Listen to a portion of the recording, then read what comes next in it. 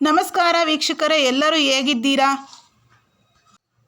ಇಂದಿನ ವಿಷಯ ಹೇಮಾವತಿ ಜಲಾಶಯದ ಬಗ್ಗೆ. ತುಮಕೂರಿನಲ್ಲಿ ಬಿಸಿ ಬಿಸಿ ವಾತಾವರಣ ಸೃಷ್ಟಿಯಾಗಿದೆ. ತುಮಕೂರು ಜಿಲ್ಲೆಯ ಗುಬ್ಬಿ ತಾಲೂಕಿನ ಸುಂಕಾಪುರದಲ್ಲಿ ಸಾವಿರಾರು ರೈತರು ಜಮಾಯಿಸಿದ್ದಾರೆ. ಹೇಮಾವತಿ ನೀರಿಗಾಗಿ ಪ್ರತಿಭಟನೆ ಮುಂದುವರೆದಿದೆ. ಪ್ರತಿಭಟನಾಕಾರರು, ಹೋರಾಟಗಾರರು, ಸ್ವಾಮೀಜಿಗಳು, ರಾಜಕಾರಣಿಗಳು ಎಲ್ಲರೂ ಕೂಡ ಹೋರಾಟದಲ್ಲಿ ಪಾಲ್ಗೊಂಡಿದ್ದಾರೆ. ರಾಜ್ಯ ಸರ್ಕಾರದ ವಿರುದ್ಧ ದೊಡ್ಡದಾಗಿ ಹೋರಾಟ ಆರಂಭವಾಗಿದೆ.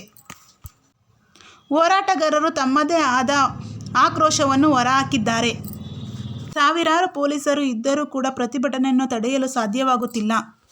ಪ್ರತಿಭಟನೆಯು ಉಗ್ರ ರೂಪ ತಾಳಿದೆ.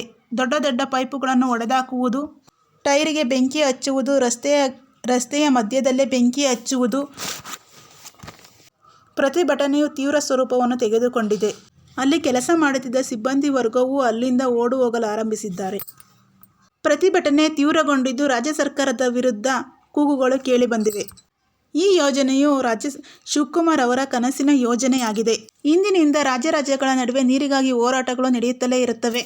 ಅದೇ ರೀತಿಯಲ್ಲಿ ಜಿಲ್ಲೆಗಳ ನಡುವೆ ನೀರಿಗಾಗಿ ಪೈಪೋಟಿ ನಡೆದಿದೆ. ಹೇಮಾವತಿ ಎಂದರೆ ತುಮಕೂರು ಜನರಿಗೆ ತಾಯಿ ಇದ್ದಂತೆ. ಹೇಮಾವತಿ ನದಿಯ ನೀರನ್ನು ತಾಯಿಯ ರೂಪದಲ್ಲೇ ನೋಡುತ್ತಾರೆ, ಭಕ್ತಿಯಿಂದ ನೋಡುತ್ತಾರೆ. ತುಮಕೂರಿನ ಜನ ಹೇಮಾವತಿ ನೀರನ್ನು ಕುಡಿಯುವುದಕ್ಕೆ, ಕೃಷಿಗಾಗಿ ಬಳಸುತ್ತಾರೆ.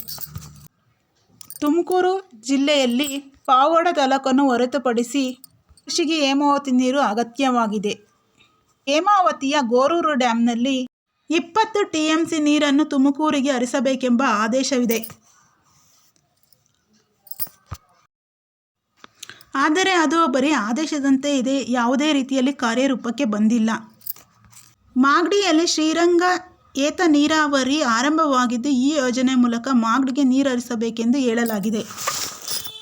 ಈ ಯೋಜನೆಗೆ ಚಾಲನೆ ಸಿಕ್ಕಿದೆ.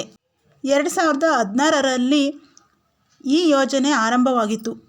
2018ರಲ್ಲಿ JDS ಮತ್ತು ಕಾಂಗ್ರೆಸ್ ಮೈತ್ರಿ ಸರ್ಕಾರವಿತ್ತು. ಈ ಸರ್ಕಾರದಲ್ಲಿ ಕುಮಾರಸ್ವಾಮಿ ಮುಖ್ಯಮಂತ್ರಿಗಳಾಗಿದ್ದರು. ಆ ಸಂದರ್ಭದಲ್ಲಿ 45 ಕೋಟಿಗಳಲ್ಲಿ ಈ ಯೋಜನೆ ಆರಂಭವಾಗಿದ್ದು, ಶಂಕುಸ್ಥಾಪನೆಯೂ ನಡೆದಿತ್ತು. ಸಮ್ಮಿಶ್ರ ಸರ್ಕಾರ ಪತನವಾದ ನಂತರ BJP ಅಧಿಕಾರಕ್ಕೆ ಬಂದಿತು. BJP ಅಧಿಕಾರ ಬಂದ ಮೇಲೆ ಮಾಧುಸ್ವಾಮಿ ಅವರು ತೀವ್ರ ರೂಪದಲ್ಲಿ ಈ ಯೋಜನೆಗೆ ವಿರೋಧ ವ್ಯಕ್ತಪಡಿಸಿದ್ದಾರೆ. ನಂತರ ಈ ಯೋಜನೆಯನ್ನು ಅಲ್ಲೇ ಕೈಬಿಡಲಾಯಿತು. ನಂತರ 2023ರಲ್ಲಿ DK ಶಿವಕುಮಾರ್ ಅವರು ಈ ಯೋಜನೆಯನ್ನು ಆರಂಭಿಸಿದರು. ಕಾರಣ, ಕಾಂಗ್ರೆಸ್ ಸರ್ಕಾರ ಅಸ್ತಿತ್ವದಲ್ಲಿತ್ತು. ಈ ಯೋಜನೆಯು 1000 ಕೋಟಿ ಯೋಜನೆಯಾಗಿ ಬಿಡುಗಡೆ ಆಗಿದೆ. ಈ ಯೋಜನೆಗೆ ತಕ್ಕಂತೆ ಪ್ಲಾನ್ ಕೂಡ ಶುರುವಾಗಿ ಬಿಟ್ಟಿದೆ. 2024ರಲ್ಲಿ ಶಂಕುಸ್ಥಾಪನೆ ಮಾಡಲಾಗಿದ್ದು, ಇದಕ್ಕೆ ತುಮಕೂರಿನ ಜನರು ತೀವ್ರ ವಿರೋಧ ವ್ಯಕ್ತಪಡಿಸಿದ್ದಾರೆ. ತುಮಕೂರಿನ ಜನತೆ ಹೇಮಾವತಿ ನೀರನ್ನು ಮಾಗಡಿಗೆ ತೆಗೆದುಕೊಂಡು ಹೋಗುವುದಕ್ಕೆ ಬಿಡುವುದಿಲ್ಲ ಎಂಬ ಆಕ್ರೋಶವನ್ನು ಹೊರಹಾಕಿದ್ದಾರೆ. ನಾವು ಕುಡಿಯುವುದಕ್ಕೆ, ಕೃಷಿಗೆ ಹೇಮಾವತಿ ನೀರನ್ನೇ ಬಳಸಿದ್ದೇವೆ. 20 TMC ನೀರನ್ನು ಹೊರಬಿಡಬೇಕಾಗಿತ್ತು, ಅದನ್ನೇ ಬಿಡುತ್ತಿಲ್ಲ. ನೀವು ದೊಡ್ಡ ದೊಡ್ಡ ಪೈಪುಗಳನ್ನು ಹಾಕಿಕೊಂಡು ಅದರ ಮೂಲಕ ಮಾಗಡಿಗೆ ನೀರನ್ನು ತೆಗೆದುಕೊಂಡು ಹೋದರೆ ನಾವು ಏನು ಮಾಡಬೇಕು? ನಮ್ಮ ಭೂಮಿ ಬರಡಾಗಿ ಬಿಡುತ್ತದೆ ಎಂದು ಹೋರಾಟಗಾರರು ಆಕ್ರೋಶವನ್ನು ಹೊರಹಾಕಿದ್ದಾರೆ.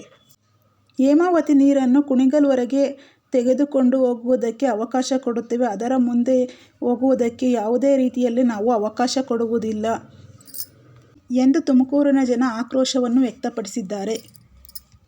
12 ಮೀಟರ್ ಪಾದಯಾತ್ರೆ ಮಾಡುವುದರ ಮೂಲಕ ಘೋಷಣೆಗಳನ್ನು ಕೂಗುತ್ತಿದ್ದಾರೆ, ಪ್ರತಿಭಟನೆಯನ್ನು ನಡೆಸುತ್ತಿದ್ದಾರೆ. ದೊಡ್ಡ ಮಟ್ಟಿಗೆ ಪ್ರತಿಭಟನೆಯೂ ಆಗಲಾಗಿದೆ.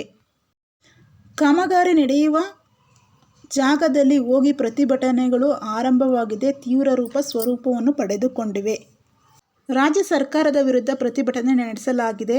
ಪ್ರತಿಭಟನಾಕಾರರು ರಾಜ್ಯ ಸರ್ಕಾರದ ವಿರುದ್ಧ ಘೋಷಣೆಯನ್ನು ಕೂಗುತ್ತಿದ್ದಾರೆ.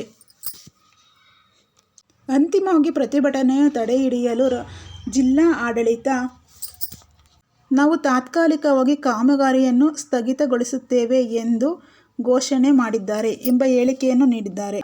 ಅದಾದ ಸ್ವಲ್ಪ ನಂತರ ಮಟ್ಟಿಗೆ ಪ್ರತಿಭಟನೆಯು ಶಾಂತ ರೂಪ ತೆಗೆದುಕೊಂಡಿದೆ. ಈ ಹೋರಾಟದಲ್ಲಿ JDSನ ಜನಪ್ರತಿನಿಧಿಗಳು ಒಟ್ಟಾಗಿ ಸೇರಿದ್ದಾರೆ. ರಾಜಕಾರಣಿಗಳು ಸೇರಿದ್ದಾರೆ, ಸ್ವಾಮೀಜಿಗಳು ಸೇರಿದ್ದಾರೆ. ಅಲ್ಲಿನ ಸ್ಥಳೀಯ ರೈತರು, ಸ್ಥಳೀಯ ಜನರು ಹೋರಾಟದಲ್ಲಿ ಭಾಗವಹಿಸಿದ್ದಾರೆ. ಈ ವಿಷಯಕ್ಕೆ ಸಂಬಂಧಿಸಿದಂತೆ ನಿಮ್ಮ ಅಭಿಪ್ರಾಯವನ್ನು ಕಾಮೆಂಟ್ ಮೂಲಕ ತಿಳಿಸಿ. ಈ ವಿಷಯ ನಿಮಗೆ ಇಷ್ಟವಾಗಿದ್ದಲ್ಲಿ ಲೈಕ್ ಮಾಡಿ, ಕಾಮೆಂಟ್ ಮಾಡಿ, ಶೇರ್ ಮಾಡಿ.